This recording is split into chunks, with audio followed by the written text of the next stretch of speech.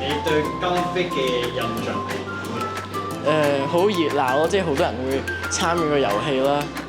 見到同學辛辛苦苦過幾個禮拜嘅準備，終於有一大箱券嘅收成，我見到我都戥佢哋開心嘅。嘉賓飛其實都係一個平台，俾我哋啲拔萃仔、我哋啲同學仔咧，可以展示下佢嘅一啲才藝啊，或者佢哋嘅創意。你知唔知嘉賓飛點解叫嘉賓飛？唔係太知嘅其實。哇！我都真係唔知喎呢個。唔知啊，就喺個 garden 度做一個 fade out 咯。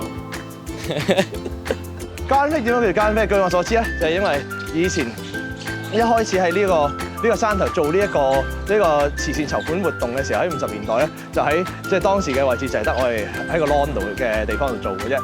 請問你對嘉賓飛有咩期望？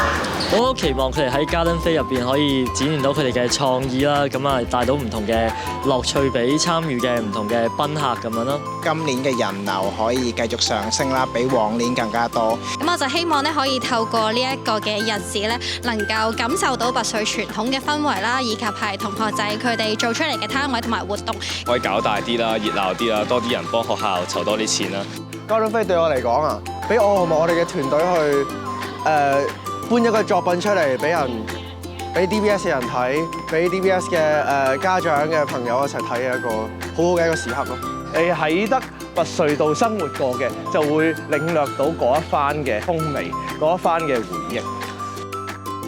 咁咧，我今年就負責會喺 School Museum 嗰度咧，咁就售賣一啲商品啦。我喺當日會負責嘅係 cash 同埋 coupon 嘅 collection，會同呢一個嘅131 Highlanders 咧一齊去到時會演出嘅，as 一個 piper 去演出。